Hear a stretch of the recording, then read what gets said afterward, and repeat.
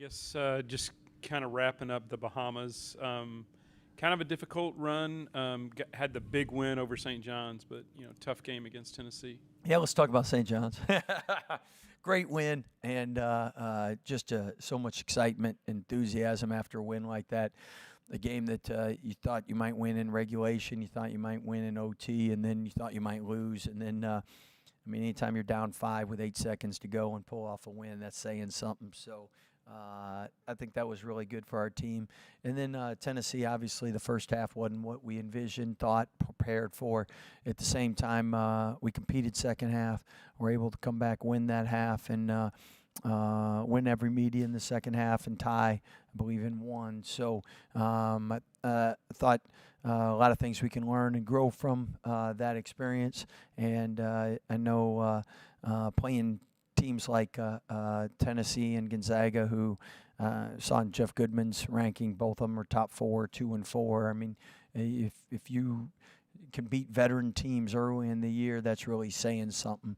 And veteran guards, especially, and old guards are hard to compete against early in the year. And what it does is it teaches you just what you got to do. And with our talented team, it's still there's no substitute for experience. And that's why as many opportunities like those allow you to grow, mature, and know what you got to do to be successful in those games. Pretty unique situation in a tournament like that where you're playing a couple of games in a couple of days. Just how valuable is that experience, when you're not going to get that again until late in the season? Yeah, the only time you get that's Big 12 tournament, so it does help you prepare for that. At the same time, it's 2 games that the win will help your net and the loss won't hurt it. And at the same time, those are the type of games you play in the NCAA tournament. The only difference is you have a day in between. Norchad, Big 12 Player of the Week, and obviously has been really stellar so far this season. Has he been everything you've expected when he's gotten here? Yeah, Norchad's really worked hard in the offseason. He lost 15 pounds to improve his speed and athleticism. He's worked hard on his shot. He's gotten better at his ball handling. So proud of his progression, and as we continue to play and get used to what he can do and how he can do it, we'll just be better and better. Scott, do you think VJ might have had some nerves or just playing in front of, in the Bahamas, particularly that first game? You think he maybe had some anxiety or anything? I mean, you're human, and how many times do you get a chance to play in front of the home crowd? And I mean, he hadn't been back there since 9th grade. So, I mean, to play on in front of them, family, friends, his country, and at the same time, you're playing against St. John's, who recruited him. He's from up that way. I mean, a lot of emotion goes into that. Don't know a whole lot about New Orleans, but I did see they beat Tulane in overtime. What do you know about them? Well, that's all you have to say right there. I mean, that's a heck of a road win. Tulane's a great team. Coach Hunter does a great job, and with that, the other team that we are familiar with, Kansas State, they led K-State at halftime.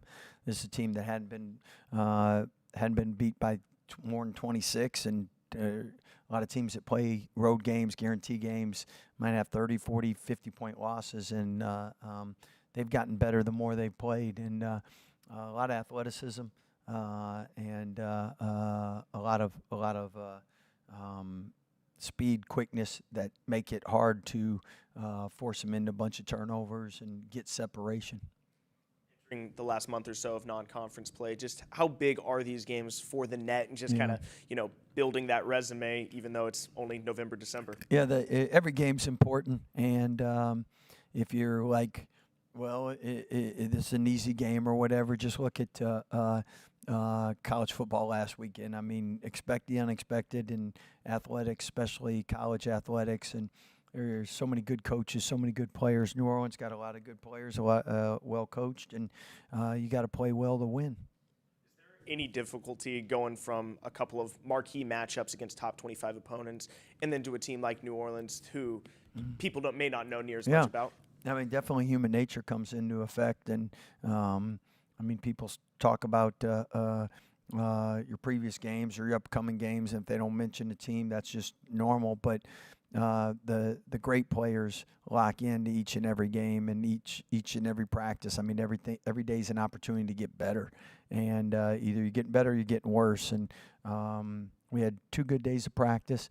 It's hard coming back from a place like the Bahamas just because you put so much energy, effort. You got travel, and you're always a little worried on the first game back from any extended trip. But we got better the last 2 days. Do you have any solution to first halves? I mean, is that just Yeah, we're just going to start it with the second started half. second half? Yeah.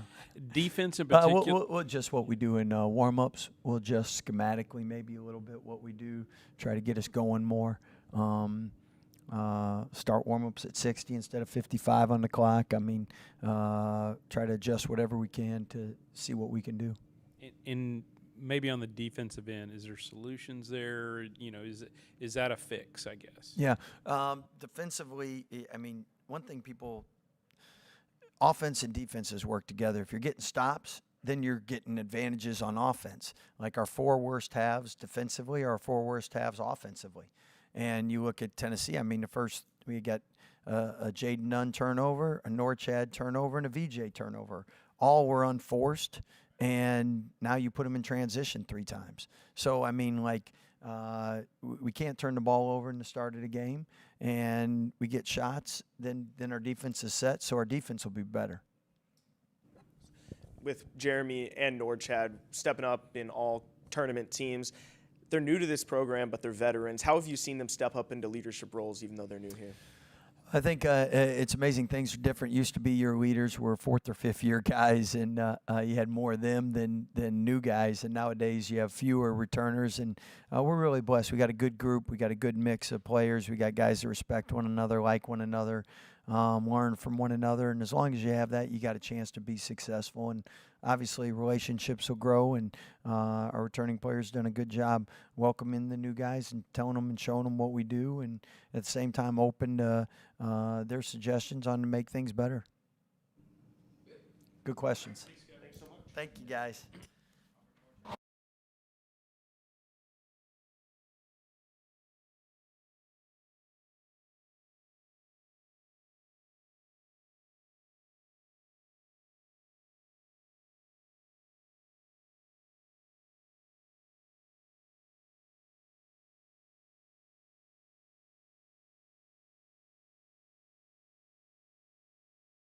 What's your take on? I mean, obviously y'all struggled, particularly in that second game. But what's your take, and how can y'all kind of bounce back from that? No, like how you said, we struggled a little bit. I think we struggled a lot in the first half. In the second half, we were looking way more like Baylor basketball. And, just to learn from it, because we did the same thing against St. John's, a slow start. They went up way, like 18, 20 points up. So, we just got to figure out the way how to start quick and, do what we do in the second half. Because I think we played great basketball in the second half, both games. Is there anything that Scott's kind of working on with you guys about those maybe slower starts, or any adjustments y'all started to make? Yeah, definitely. We addressed a lot of those stuff in practice yesterday, today, film, because there are a lot of stuff that is controllables that we can do, just effort and stuff like that, and we definitely fixing that. A lot of the new transfer guys like yourself, Jeremy, seem to really, at least from the outside, seem to be fitting in really well. How do you feel like you guys are kind of gelling with this team? It's definitely the culture that they have here. Like, they welcome us. Like, I feel like I've been here for 4 years. Like, the guys just treat you like brothers, the coaches, like everybody, like outside, the people in Waco, like, you just feel like really welcoming, and that's big, I think. You coming off a couple of big games there in the Bahamas, did you feel like you got something going? And then following up on what I had asked earlier, y'all did fight back against Tennessee. Was that a good thing is that something you can build off of? Yeah, definitely. I was proud of each and every one of my teammates, because if the game was just the second half, we win every single media in the second half, and that was something that the coach asked us to do. The first half is what beat us up, and we got to address that, like how I said. You again dropped over 20 points in both of those games. Just kind of, what are you finding, or is there anything going on scheme-wise, or just more confidence with this team? What's been working for you, I guess? my teammates trusted me. They tell me go get a bucket. Like, I'm a passer the ball. They trusted me. The coaches trusted me, and that's something really big for me. That gave me a lot of confidence. You come off 2 games where y'all play St. John's, Tennessee, very high-profile, high-marquee game. Now you get New Orleans, team that's 2-4. They are coming off a Tulane win, but how do you kind of get up for that one too? It's a matinee too. It's a 1 o'clock start. How do you get up for that one? Not underestimating anybody. I saw film on them. They just beat Tulane, like how you said, so they got that running start. They got that hype. So, just come in and, don't let them get that running start and just turn them off. How important or how valuable is maybe this last month of conference play to really kind of find your guys' groove and just get as prepared as you can for tough Big 12 play? No, like you said, that's very important because, going into conference play, still learning each other. Like, we are a whole new team, we are way better than we were at the beginning of the year, but there's still stuff I think everybody still can learn from each other. So, it's very important. Just keep playing with each other, staying together, learn everybody's strengths, weaknesses, and, just exploit them. You kind of touched on it right there, but about a month into the season now, kind of what have you learned about this group of guys? Yeah, that we are fighters. Like, you see the game in St. John's, we did not give up. I don't think we give up against Tennessee either. Like, we fight back. And that's something very important to me, not giving up. Because we know, everybody know, I see everybody in the gym every day putting the work in. So, we know that we put the work in and what we are capable of. Good. Awesome.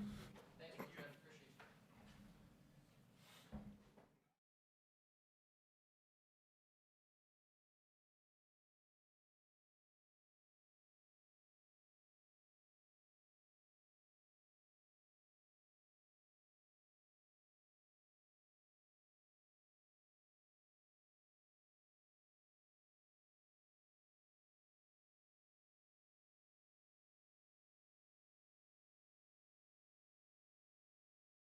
Taking a look at that final shot against St. John's. To be honest, I didn't really look at it like that, even after the game on Saturday, because I didn't. Obviously you saw on the timeline and stuff like that. It was took a couple minutes and really just let it soak in. But I just didn't want that to kind of deter over to the next day and kind of still live off that hype. That game already happened. Obviously it was a big time shot, big time win. I just kind of wanted to turn it on to the next page, but it was definitely a good moment for me for sure. Your phone blow up? Yeah, it was blowing up. Yeah. How do you kind of bounce back from that Tennessee game? Y'all have had a couple of tough games now. Mm-hmm. How do you bounce back from that and get ready to play a New Orleans team that just beat Tulane? Yeah. Just get back to what we do. I think this start of the season's we've had one of the toughest start of seasons that nobody's even played this many top 25 teams, and I think this schedule is just helping us build and grow into the Big 12 season. So just finish this off strong, finish this stretch off strong. We've already had a tough one with Gonzaga, Arkansas. St. John's, Tennessee. So we're already kind of got our nose rubbed in some stuff. So we've been there, but just kind of getting back to our principles, getting back to what we do would be the main thing. After playing a double overtime game against St. John's and having to come right back and play Tennessee, can you touch on just kind of the challenges of a 50-minute game, and then tomorrow you're doing the exact same thing? Yeah, it's tough. But that's things you got to get over. You got to just kind of recover. Got to do what you got to do. Whether it's hydration, cold tub, stuff like that. We can't make any excuses about our legs or anything like we're tired. Because they played a later game than us too. So just can't have any excuses though. You seem to be fitting in really well, Norchad as well, these transfers coming in. Just how do you feel like you're gelling with this group of guys? I think everybody's coming along. I feel like we could all be doing a better job, myself specifically. But, we're all learning. It's new coaching staff, new group of guys, and nobody thought it was going to come easy. And there's always going to be some bumps and bruises in the road. So we just got to keep grinding. I think that's the biggest thing. Where our head stays in the right spot, everybody stays together. Like I said, by Big 12 season, we'll be rolling for sure. You talked about the schedule, and I'm guessing you played some tough schedules at Duke too, but now next week you get two-time defending champion UConn. Is there Is there a concern that maybe it just beats you down too much, or are you guys mentally strong enough that you can handle this kind of thing? Nah, we're mentally strong that we can handle this type of stuff. I mean, this is what we asked for. We wanted to see we wanted to see how battle tested we were. We're a bunch of fighters, so we're not going to back down from anybody. It doesn't matter who it is. So we're excited to go to UConn. Ready for that challenge. This last month or so of non-conference play, just how important is it, obviously, to get wins for your net and everything, but also just to really start gelling and, I mean, be in as good of shape as y'all can heading into Big 12 play? Yeah, I mean, it's huge. We want to finish this off strong, like I said. Then we got 3 more games to the break. Like I said, all we just need to do is come together and regroup and still and keep building. I mean, nobody splinter and go the opposite ways. I think that's the biggest thing. The college season is a grind. I mean, it's only November, 2026 right now. So, I mean, it's early. It's everybody's like really once we get into like Big 12 season, nobody will even remember these type of games and stuff like that. So, just got to stay strong until conference. So. There's a couple of Bahamas games, kind of specifically some slow starts in the first half. What are y'all kind of doing to try to address that and, to try to address that? I mean, it just starts with me. I think I should just be a little more active, a little more attention to detail and stuff like that, just helping everybody out. But there's no excuse for the slow start, but I'll put that on me. I'm the guy leading the horses out there, so it won't be happening again. And, I mean, you touched on it a little bit. Being one of the older guys here and having young guards like Rob and VJ, just kind of how cool has it been to see them develop in their first month or so of college ball? I mean, it's real cool. I mean, they all want to learn. They all ask me questions, whether it's about the season, about the game, about just how to do things in situations and stuff like that. So them picking my brain and giving them my experiences that I have throughout the years is big time. I mean, they're freshmen. They don't really know any better. So if I can lead them to the right direction and not have them going to a depot, I mean, that's my job. That's what I'm here for. So